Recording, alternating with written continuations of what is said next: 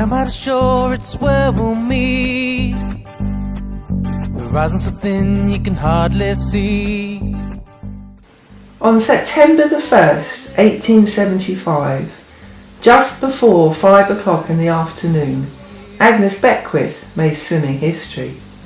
She dived from a rowing boat here at London Bridge and swam 5 miles to Greenwich. It took her 1 hour 7 minutes and she ended, reported the press, almost as fresh as when she'd started.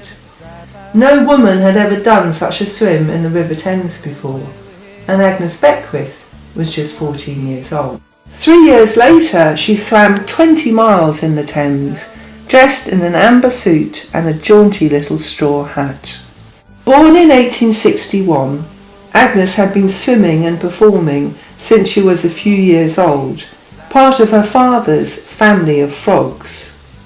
She later formed her own talented troupe of lady swimmers and travelled abroad. Soon she was being billed as the premier lady swimmer of the world. I first came across Agnes Beckwith about 8 years ago when I wrote Taking the Waters, a swim around Hampstead Heath, and I saw a poster of her held in the British Library.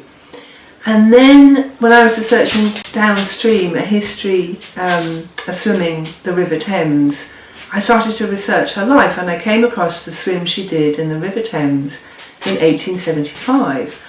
And I was astounded the first time I read it because I thought, what was a 14-year-old girl doing swimming in the filthy River Thames wearing a tight constricting Victorian bathing costume? So when I finished writing Downstream, I thought this is my chance now to really explore Agnes's story and the stories of all the other women swimmers from that time, like Emily Parker and Annie Lucker, who was a famous high diver.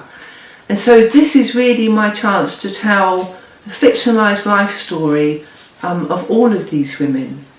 My character is called Daisy Belle, and she learns to swim in Margate in the 1860s, and then against all the odds she manages to become champion lady swimmer of the world.